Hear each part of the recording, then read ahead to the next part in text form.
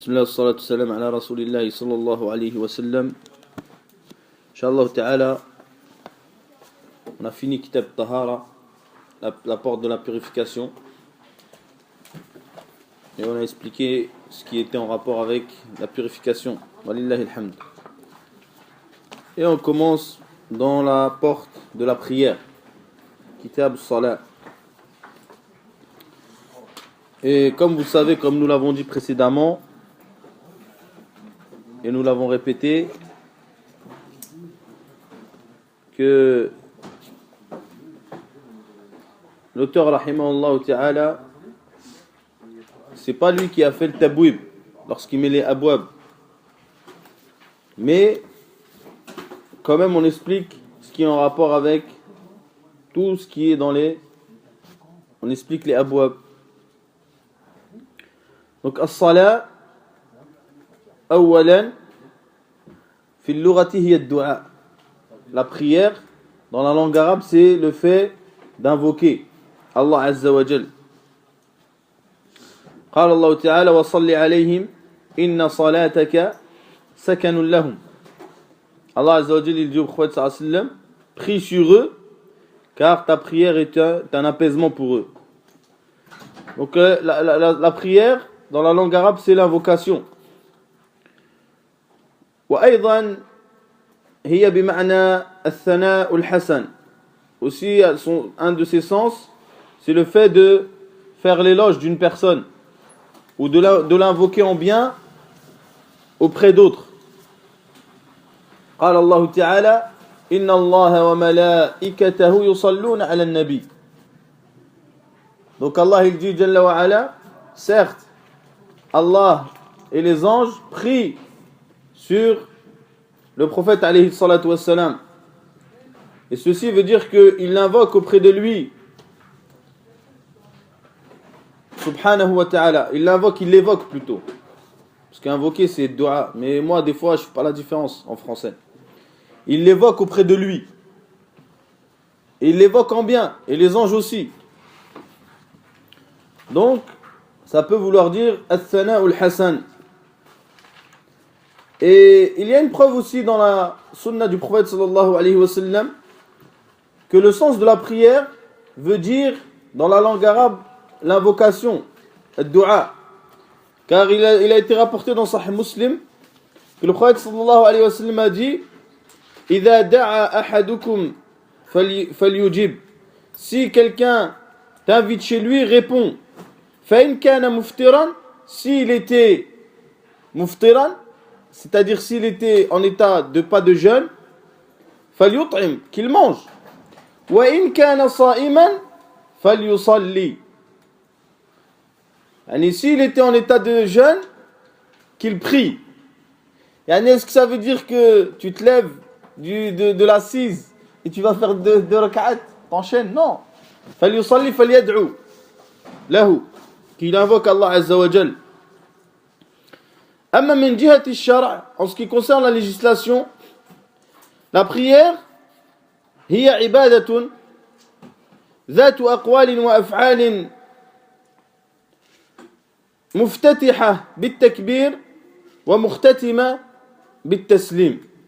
Donc la prière est une adoration qui englobe des paroles et des actions qui commence par at-takbir, c'est-à-dire le fait de dire Allahu Akbar, wa tahtatimu bit-taslim, et elle se termine par la salutation.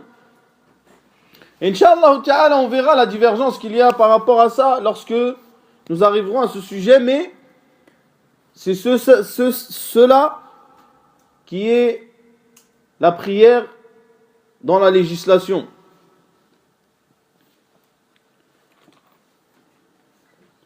قال النووي رحمه الله الصلاة في اللغة الدعاء. C'est-à-dire il dit النووي, la prière dans la langue c'est l'invocation. وسميت الصلاة الشرعية صلاة لاشتمالها عليه. هذا هو الصحيح به قال الجمهور من أهل اللغة وغيرهم من أهل التحقيق. Donc il dit, rahimahullah, la prière dans la langue, c'est l'invocation. Et elle est nommée prière dans la législation, car elle comporte beaucoup d'invocations, et ceci est authentique chez les gens de la langue, etc. Quel est le jugement de la prière? As-salatu fardun bil kitabi was sunnah wal ijma'. La prière est obligatoire, et ceci est rapporté dans le livre d'Allah, dans la sunna du prophète sallallahu alayhi wa sallam, et dans le consensus de tous les savants, même dans le consensus des musulmans. قال الله تعالى إن الصلاة كانت على المؤمنين كتابا موقوتا. Donc la prière est sur les croyants prescrite à des heures. Yani elle est prescrite et elle est à des heures. Donc استعمال كتب يعني فرض أو مكتوبة مفروضة, c'est-à-dire lorsque Allah Azza wa Jal dit qu'il a écrit ou prescrit, eh bien ça veut dire que il a ordonné subhanahu wa ta'ala. Ya ayyuhalladhina amanu kutiba alaykum as-siyam kama kutiba ala alladhina min qablikum. Allah a dit, ô vous qui avez cru, nous avons prescrit sur vous le jeûne comme il a été prescrit sur les gens d'avant vous. Et كونه يقول كتب يعني فرض. Donc ça veut dire qu'il a prescrit, c'est qu'il a rendu obligatoire. وجاءت في السنة, et dans la tradition prophétique du prophète sallallahu alayhi wa sallam, d'après Ibn Umar, il dit بني الإسلام على خمس. L'islam a été construit sur 5 choses, sur 5 piliers. Il y a l'attestation, puis il a dit la prière, puis il a cité le reste des piliers de l'islam. Donc, la prière est une chose qui est obligatoire, bil kitabi was sunnah, awalan, dans un premier temps. Et il y a d'autres textes de la sunnah et du livre d'Allah Azza wa Jal qui prouvent l'obligation de la prière. Ensuite, il faut savoir qu'il y a le consensus de la communauté que la prière est obligatoire. قال ابن قدامة رحمه الله وهي واجبة بالكتاب والسنة والإجماع. Donc elle est obligatoire بالكتاب والسنة, avec le livre et la sunna et le consensus. Et وجوب الصلاة من المعلوم من الدين بالضرورة. L'obligation de la prière est une chose qui est connue par tous les musulmans. Et si quelqu'un te dit la prière n'est pas obligatoire, eh bien ce n'est pas un musulman. C'est un kafir. Puisque معرفة وجوب الصلاة من المعلوم من الدين بالضرورة. C'est une chose qui doit être connue par tous. Et ceci, bittifaq, c'est-à-dire avec le consensus, il n'y a pas de divergence. Donc, mes très chers frères, la prière a été prescrite la nuit de l'Isra wal Mi'raj. Elle a été prescrite la nuit de l'Isra wal Mi'raj. Et ceci comme a été rapporté dans les recueils authentiques. Et il faut savoir que elle a une importance, la prière particulière, par rapport aux autres piliers qui viennent après elle. Donc il y a le Tawhid, qui est le premier pilier, qui n'a pas d'équivalent. Ensuite, il y a la prière. Et ensuite, il y a l'aumône, le jeûne et le pèlerinage, ou le pèlerinage et le jeûne. Mais la prière, par rapport aux autres piliers, elle a une importance qui est bien plus grande.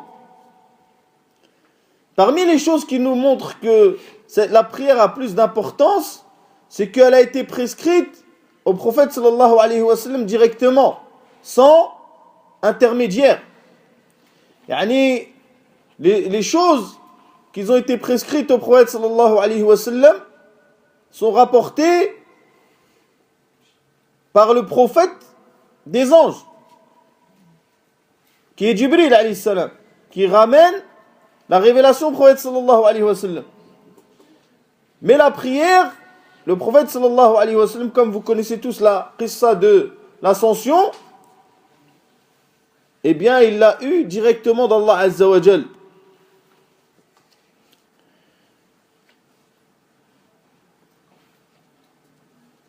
Donc elle a été prescrite aussi directement par Allah et dans l'endroit le plus haut aussi. Ce qu'il faut comprendre, c'est que elle a été prescrite dans l'endroit le plus haut, même Jibril n'a pas accès.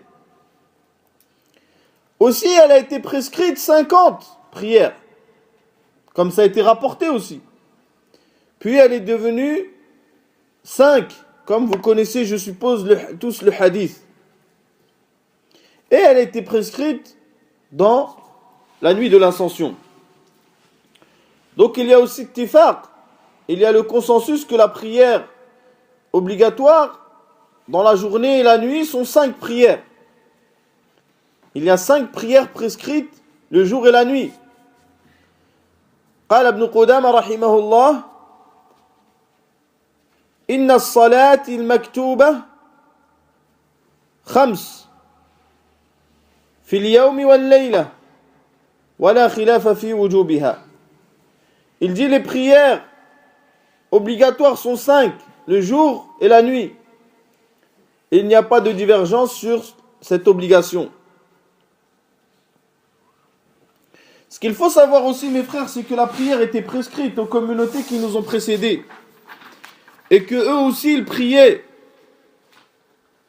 Allah Azza wa Jal dit dans le Coran, Ya Maryamu, uqnuti li rabbiki wasjudi warka'i ma'ar raki'in. Ô Marie ou Maryam, recueille-toi pour Allah, prosterne-toi et incline-toi avec ceux qui s'inclinent. قال شيخ الإسلام تيمية رحمه الله ومن كان قبلنا لهم صلاة ليست مماثلة لصلاتنا في الأوقات ولا في الهيئات. Il dit ceux qui nous ont précédés, ils avaient la prière prescrite comme nous, mais elle n'était pas comme la nôtre dans les temps et dans les gestes et les paroles. Donc on a dit déjà précédemment que la prière c'était le deuxième pilier de l'islam, que c'était aussi, comme c'est rapporté dans les recueils authentiques, Amoud ad-Din. Il a dit c'est le pilier de cette religion. Et aussi, c'est la première chose sur laquelle les comptes vont être demandés. C'est sur la prière. La première chose sur laquelle Allah nous demandera des comptes, c'est sur la prière. Donc c'est pour cela qu'il faut savoir une chose, qui est le jugement de celui qui délaisse la prière. Et que le jugement de celui qui délaisse la prière est une chose qui est très importante à savoir. Car combien de musulmans considèrent être des musulmans, ou combien de musulmans considèrent d'autres personnes comme étant des musulmans alors qu'ils ne font pas la prière. Donc il faut savoir, c'est un musulman, c'en est pas un, même s'il s'appelle Mamadou et Qaddour. Le nom ne fait pas de lui un musulman. Donc celui qui délaisse la prière, la yakhlou min halatay, il ne peut pas sortir de 2 cas. Soit il délaisse la prière jahidan أو مستكبرا عنها, c'est-à-dire qu'il renie son obligation ou qu'il il est orgueilleux envers cette obligation, فهو كافر بإجماع المسلمين. Lui c'est un kafir et il y a le consensus dessus. أما الحالة الثانية, donc il y a le consensus dessus, puisque celui qui dit, il renie l'obligation qui est un ma'loum min ad-din bid-darura, qu'est-ce qu'on fait? Celui-là est un kafir. Et celui qui ne kaffare pas celui-là, lui aussi yulhaq bihi. Yulhaq bihi. Puisqu'il a renié un ma'loum min ad-din bid-darura. الحالة الثانية, le deuxième cas, يتركها تكاسلا وتهاونا. Donc il délaisse la prière par paresse ou par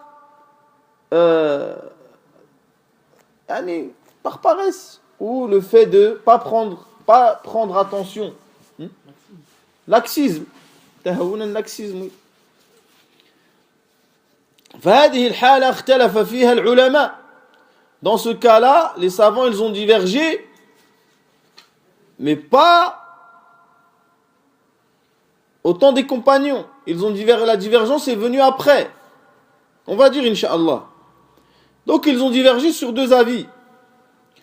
Le premier avis, c'est que lui aussi, c'est un mécréant. Celui qui délaisse la prière par paresse ou par laxisme. Et c'est l'avis, entre autres, de l'imam Ahmed, rahimahullah. Le deuxième avis, c'est qu'il n'est pas mécréant, mais il est musulman. Et ceci est l'avis de Al-Jumhur, la majorité, que ce soit Abu Hanifa ou Malik ou Shafi'i. Donc quelles sont les preuves? Parce que nous avons dit déjà précédemment que celui qui veut apprendre la religion, il doit s'attacher aux preuves, au texte et non pas aux paroles des savants. Car la personne qui va s'accrocher à la parole des savants, il va s'égarer. Mais celui qui s'attache aux textes religieux, qui sont le livre d'Allah, ou la parole du prophète sallallahu alayhi wa sallam, ou le consensus des compagnons, ou la parole des compagnons, eh bien, il ne sera pas dans l'égarement. Donc je rappelle que les dalils du premier qawl, puisqu'il y a deux qawls, il y a deux avis. Les preuves du premier avis, il y a Ibn al-Qayyim rahimahullah qui a rapporté 10 preuves du Coran, 10 preuves de la Sunna, et il a rapporté 3 ijma' sur la question. Mais nous, on ne va pas rapporter tout ce qu'il a dit, puisque c'est trop long. Mais on va rapporter les preuves sur lesquelles les gens s'appuient pour considérer celui qui délaisse la prière, même par paresse, comme étant un kafir. Donc il y a le hadith de Jabir ibn Abdillah, qui est rapporté par Muslim, où le prophète sallallahu alayhi wa sallam a dit: Inna bayna ar-rajuli wa bayna ash-shirki wal kufr tarku as-salat. Il dit, entre l'homme et entre l'association et la mécréance, il y a le fait de délaisser la prière. Entre la mécréance et l'association et la personne, c'est quoi qui le fait basculer? C'est qu'il délaisse la prière. قال الشيخ محمد أمين الشنقيطي رحمه الله: وهو واضح في أن تارك الصلاة كافر لأن عطف الشرك على الكفر لأن عطف الشرك على الكفر فيه تأكيد قوي لكونه كافرا. Il dit, Et ceci est clair, que celui qui délaisse la prière est un mécréant. Car le fait de lier l'association à la mécréance, dans ce hadith, il y a un ta'kid, une confirmation forte que cette personne est mécréante. Il dit fihi ta'kidun qawi li kawnihi kafiran. Puis il y a le hadith de Buraïda qui est rapporté par Ahmad al-Tirmidhi où il dit al-ahdu alladhi baynana wa baynahum as-salat faman tarakaha faqad kafar. Il dit le prophète sallallahu alayhi wa sallam dans le hadith de Buraïda, d'après Ahmad al-Tirmidhi, il dit le pacte qu'il y a entre nous et eux, c'est la prière. Celui qui la délaisse a mécru. Celui qui la délaisse, il a mécru. Donc ce hadith-là aussi, il est clair. Dans le fait que ce qui te place dans les musulmans, c'est le fait de faire la prière. Et ce qui te place dans pas le musulman, c'est le fait de délaisser la prière. Et c'est pour ça que le prophète sallallahu alayhi wa sallam, il a dit quoi? Le hadith dans Sahih al-Bukhari. Il dit: Man salla salatana, wa istaqbala qiblatana, wa akala dhabihatana, fadhaka al-muslim. Man salla salatana, fadhaka al-muslim. Famin mafhoum al-kalam, si on comprend la parole du prophète sallallahu alayhi wa sallam, celui qui prie pas notre prière et qui ne se dirige pas vers la Kaaba, ce n'est pas un musulman. Ça ne veut pas dire que celui qui mange pas du halal, qu'il n'est pas musulman. Donc il dit aussi, parmi les preuves qu'il y a, les hadiths de Amr ibn al-As. Il dit: Man hafidha alayha, le Nabi sallallahu alayhi wa sallam. Il dit, et le hadith rapporté par Ahmad ibn Hibban, il dit: Man hafidha alayha, كانت له نور نورا وبرهان ونجاة يوم القيامة ومن لم يحافظ عليها لم تكن له نورا ولا برهانا ولا نجاة وكان يوم القيامة مع قارون وفرعون وهامان وأبي بن خلف. Il dit le prophète sallallahu alayhi wa sallam, celui qui préserve sa prière, elle sera pour lui une lumière, une preuve, un sauvetage le jour de la résurrection. Et celui qui ne la préserve pas, elle ne sera pas pour lui une lumière, ni une preuve, ni un sauvetage le jour de la résurrection.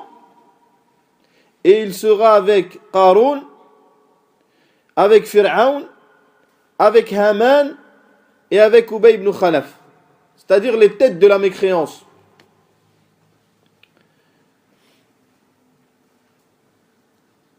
Il dit, Cheikh Mohammed Amin, Shanqiti Mu'alliqan, il explique ce hadith.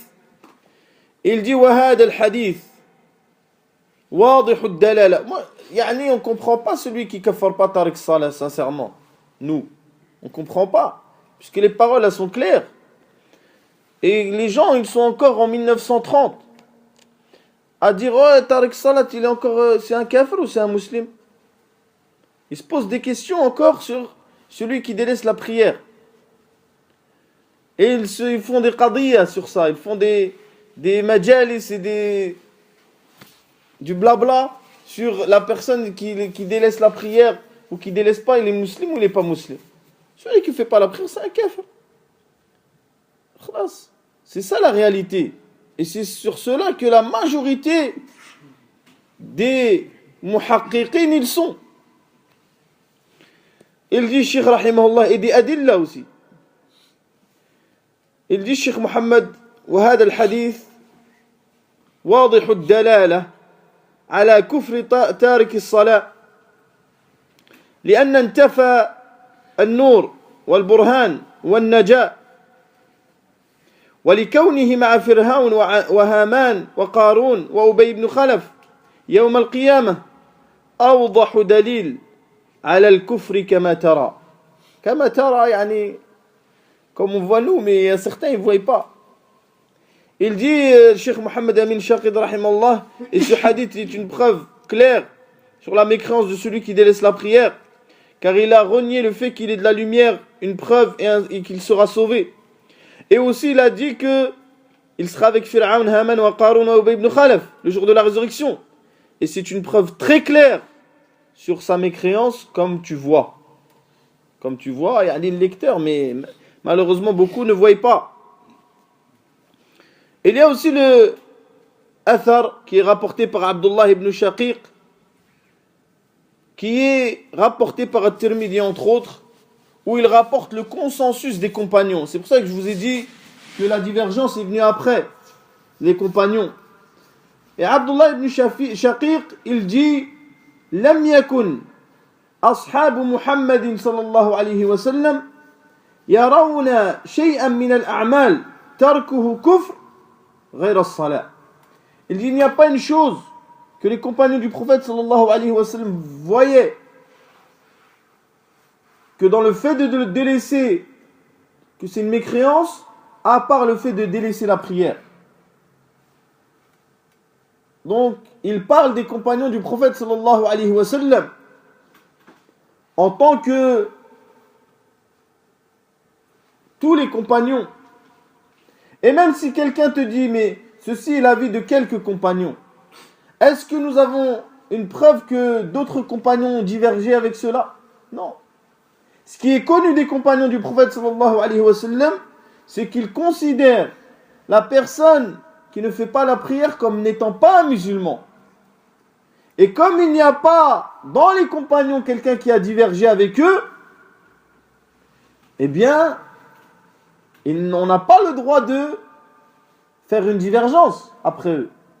Donc il y a une règle qui est importante à connaître, c'est que lorsque les compagnons sont d'accord sur une chose, lorsqu'il y a le consensus des compagnons, on n'a pas le droit de diverger après. C'est-à-dire, si les compagnons sont d'accord pour une chose, tu n'as pas le droit de diverger après toi. Par exemple, on va dire, mathalan, il y a ijma', il y a le consensus des compagnons que la foi, c'est des paroles et des actes. Sahih ou non? On a rapporté l'ijma' de Shafi'i rahimahullah. Est-ce qu'après eux, on a le droit de dire non, la foi, c'est pas... Non, il y a eu ijma' des compagnons khalas. Et ceux qui nous contredisent sur la prière, tfaddal, dis autre chose sur l'iman aussi. Ils l'ont fait d'ailleurs. Donc après le consensus des compagnons, il n'y a pas le droit d'avoir une divergence. Après la divergence des compagnons sur une chose, et on ne peut pas avoir le consensus. Parce qu'ils ont divergé. Alors s'ils divergent sur une chose, eh bien il ne peut pas y avoir le consensus après eux. Puisqu'il y a une divergence sur la compréhension de cette chose. Donc voilà les preuves en gros, bien sûr, puisque si on parle de Tariq Salah, on va rester à y ramener toutes les preuves.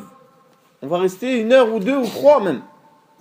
Ça, ce sont les preuves de ceux qui ont dit que c'était un mécréant. Maintenant, un frère, il va me dire, oui, mais tu nous dis, c'est bien. Mais regarde, l'imam Malik, Shafi'i, Abu Hanifa, ils ont dit que c'était pas un kafir. Et toi, tu nous dis, il y a le consensus des compagnons et qu'il n'y a pas le droit d'avoir le khilaf après les compagnons. Vous dites ça ou non? Ils vont dire ça, des gens. Qu'est-ce que tu dis? Tu dis que il y a des raisons qui ont poussé certains imams à dire que celui qui délaisse la prière n'est pas un mécréant.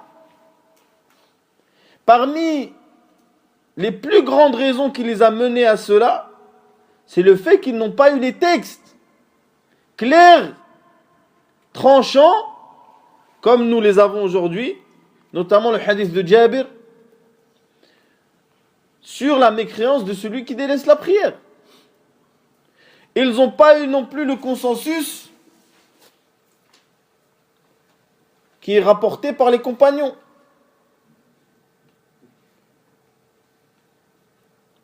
Ou s'ils l'ont eu, la deuxième raison, c'est qu'ils ont considéré les textes généraux comme étant les textes les plus qu'ils ont mis en avant. Comme les textes où le prophète sallallahu alayhi wa sallam dit, celui qui dit qu'il n'y a de Dieu qu'Allah et qui meurt ainsi, rentrera au paradis, par exemple. Sachant que ce texte-là est un texte général et qu'il ne peut être utilisé qu'avec les autres textes qui sont précis et qui précisent ce texte-là. Donc parmi les preuves qu'ils ont, c'est la parole d'Allah où Allah dit Azza wa Jal Inna Allah la yaghfiru an yushraka bih wa yaghfiru ma duna dhalika liman yasha. Qu'Allah Azza wa Jal il dit il ne pardonne pas à celui qui fait de l'association, mais il pardonne autre chose. Donc ils ont dit voilà, Allah il pardonne pas le shirk, mais il pardonne celui qui délaisse la prière. Et s'il pardonne, ça veut dire que c'est pas un kafir. Comprenez? Et ce texte-là, il est général aussi. C'est un texte général qui a été précisé par les autres textes de Sahih Muslim, de le hadith de Jabir, etc. Il y a aussi, et ceci est la plus grande preuve que possèdent ceux qui considèrent que celui qui ne prie pas n'est pas un musulman, et je parle en particulier à ceux qui sont à notre époque, c'est le hadith de Ubadah ibn Samit. Et vous voyez que nous, on n'est pas muta'assib aux paroles des savants, mais on essaie d'être attaché au sunan, au texte religieux. C'est ça qui nous importe le plus. Où le prophète sallallahu alayhi wa sallam a dit, et le hadith est rapporté par Ahmad et Malik. Vous voyez Malik, il dit خمس صلوات افترضهن الله. Donc, ça nous prouve qu'il y a 5 prières obligatoires. من أحسن وضوءها وصلاهن لوقتهن وأتم ركوعهن وخشوعهن كان له عهد على الله أن يغفر له. Donc il dit, le prophète sallallahu alayhi wa sallam, il y a 5 prières obligatoires.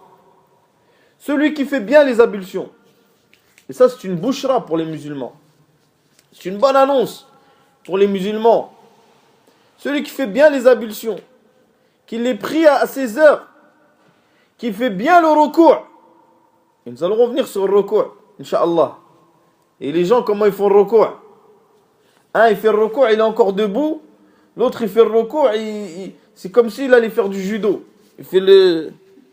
Non, le recours, tu dois rester droit.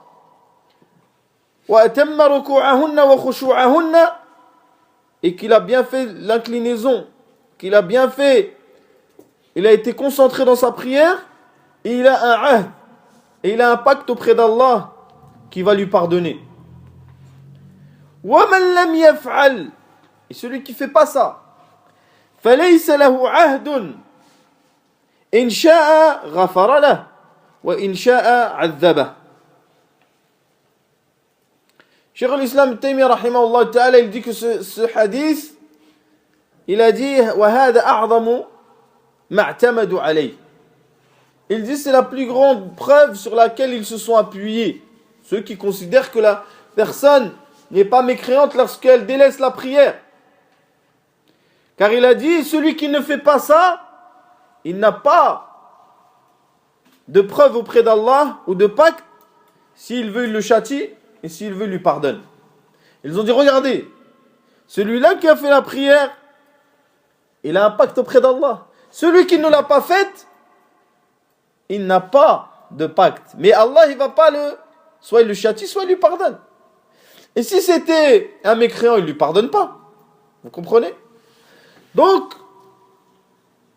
quelle est la réponse de ce hadith?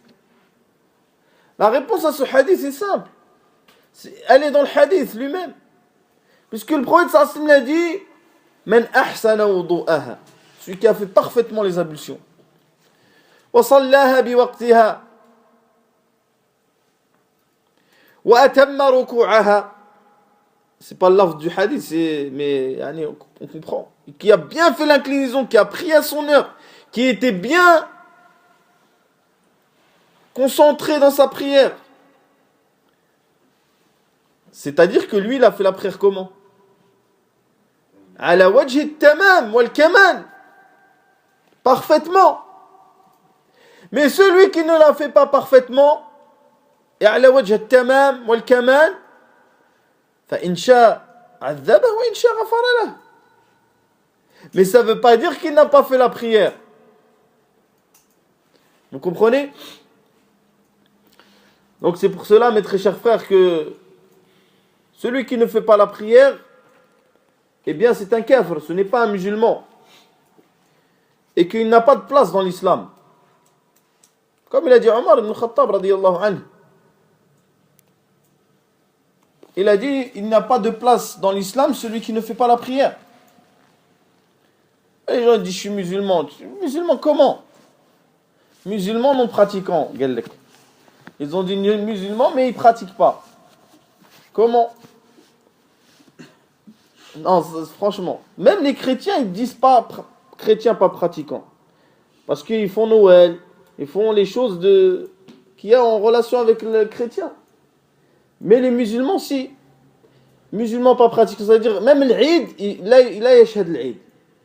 Il dit, je suis musulman, mais il ne fait même pas l'Eid. L'Eid, une fois par an, il ne le fait pas. Après, il dit, je suis musulman. C'est pas musulman. Maintenant, on sait que celui qui délaisse la prière, c'est un kafir. Et que l'adillah min al-kitab wa sunna wal ijma', eh bien, ils sont sur cela. Et que ceux qui ont dit, oui, ce n'est pas un kafir, etc., ils se sont trompés. Et ce n'est pas une mas'ala khilafiyya, yasuru fiha al-khilaf, comme ils veulent nous faire penser.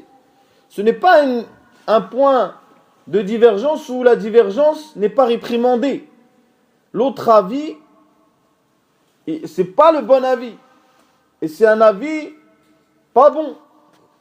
Malgré n'importe qui l'a dit. Même si un grand imam l'a dit, ce n'est pas le bon avis.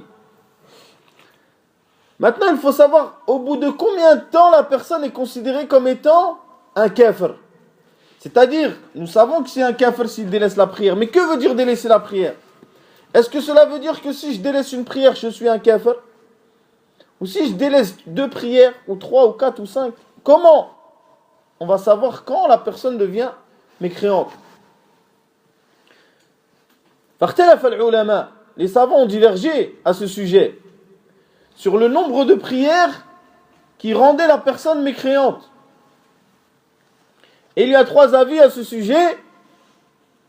Le premier avis, c'est un avis de l'imam Ahmad, une version de l'imam Ahmad, où il dit celui qui délaisse une prière, amdan, jusqu'à que son temps il sort, eh bien c'est un kafir.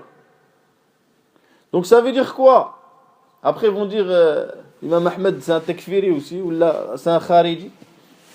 Et il dit celui qui délaisse une prière, jusqu'à que son temps il sort, eh bien il sort de l'islam. C'est-à-dire des fois des gens ils regardent un match de foot, c'est pas une excuse yani. Jusqu'à que l'Isha elle sort. Yani, jusqu'à que le Maghrib sort, il est encore devant le match, l'Isha il est rentré. Et c'est du Amd ça. Ben pour l'imam Ahmad, dans une version, c'est un kafir. Et c'est l'avis de Cheikh Ibn Baz aussi. Donc c'est pas une chose qui est simple. Le deuxième avis, c'est celui qui délaisse 2 prières. Qui délaisse 2 prières. Et c'est un autre avis de l'imam Ahmad. Et c'est l'avis de Ishaq ibn Rahawayh, qui est le compagnon de Ahmad. Donc eux deux, ils disent que si tu laisses 2 prières, mathalan, Tu n'as pas fait le Dhuhr et l'Asr et le Maghrib, il est rentré. Khalas. Tu n'as pas fait l'Isha et le Maghrib et le Fajr, il est rentré. Ou l'heure de l'Isha, il est sorti, plutôt. Eh bien, khalas. Tu as délaissé 2 prières. Le troisième avis, c'est de dire Ma yasduqu alayhi annahu tarikan lis-salah. C'est celui qui va être considéré comme étant un délaisseur de la prière, sans un nombre précis de prières délaissées. C'est l'avis entre autres de Cheikh al-Islam Taymiyyah rahimahullah. Qu'est-ce que cela veut dire? Cela veut dire qu'il n'y a pas un nombre déterminé de prières à délaisser, mais à partir du moment que cette personne est considérée comme quelqu'un qui a délaissé la prière, eh bien, yuhkam alayhi bil kufr. Pourquoi? Parce que les textes religieux ne précisent pas le nombre de prières. Il n'y a aucun texte qui dit celui qui délaisse une prière est kafar ou 2 kafar. Non. Cela est un ijtihad, est un effort religieux des savants. Mais ce qu'a dit le prophète sallallahu alayhi wa sallam, il a dit tarku salat, le fait de délaisser la prière. Quand la personne devient quelqu'un qui est considéré comme ayant délaissé la prière, ce n'est pas avec un nombre précis. Sinon le prophète sallallahu alayhi wa sallam l'aurait montré. Mais le fait qu'il ne le montre pas nous montre qu'il n'y a pas un nombre précis, mais à partir du moment que la personne est considérée comme telle, eh bien il est considéré comme un kafir. Il dit donc Cheikh al-Islam Taymiyyah lui-même إن كثيرا من الناس بل أكثرهم في كثير من الأمصار لا يكونون محافظين على صلوات الخمس ولا هم تاركيها بالجملة بل يصلون أحيانا ويدعون أحيانا فهؤلاء فيهم إيمان ونفاق وتجري عليهم أحكام الإسلام الظاهرة في المواريث ونحوها من الأحكام. Il dit, Cheikh al-Islam, il dit, la plupart des gens, même presque tous les gens, ils ne respectent pas bien la prière. Les 5 prières, il parle. Et ils ne les délaissent pas non plus complètement. بل يصلون أحيانا ويتركون أحيانا. Ils délaissent, ils prient des fois. Quand il dit il prie des fois, c'est-à-dire qu'il prie certaines prières et il délaisse certaines autres prières. Mathalan, la personne, comme on voit aujourd'hui, par exemple, quelqu'un il travaille aujourd'hui, il va à la prière le matin, il fait le fajr, après il travaille la journée. Comme il travaille, il y a Jean-Claude le contremaître qu'il surveille. Et lui il a peur. Il a peur d'aller faire la prière. Qu'est-ce qu'il fait? Il dit, si je prie, Jean-Claude, il va me... Ça veut dire il prie pas. Il arrive chez lui, qu'est-ce qu'il fait? Il fait al-Maghrib al-Isha, al-Dhuhr et al-Asr. Lui, c'est un kafir pour Ishaq et Ahmed. Mais en réalité, est-ce que c'est un kafir? Est-ce qu'on peut le considérer comme étant quelqu'un qui a délaissé la prière? Non. C'est pas quelqu'un qui a délaissé la prière. Mais c'est quelqu'un qui a fait un péché qui est énorme. Et s'il fait ça amdan et qu'il continue tout le temps comme ça, à ce moment-là, il n'y a pas de doute qu'on craint pour lui la mécréance. Cet avis-là, le troisième, c'est l'avis aussi de Cheikh al-Uthaymin, rahimahullah. Il dit, rahimahullah, وَالَّذِي يَظْهُرُ مِنَ الْأَدِلَّةِ أَنَّهُ لَا يَكْفُرُ إِلَّا بِتَرْكِ الصَّلَاةِ دَائِمًا بمعنى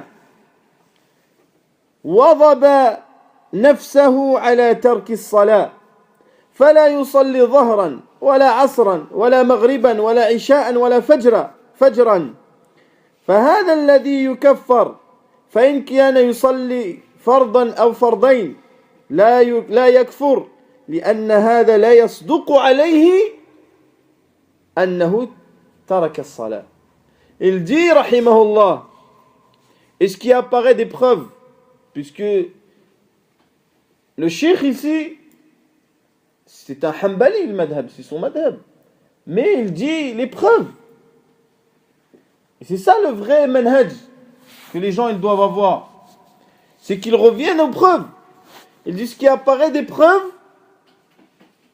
c'est que la personne n'est pas mécréante que s'il délaisse la prière tout le temps ou longtemps. Que veut dire ça? Il explique. Bima'na. Ce veut dire qu'il s'habitue à délaisser la prière.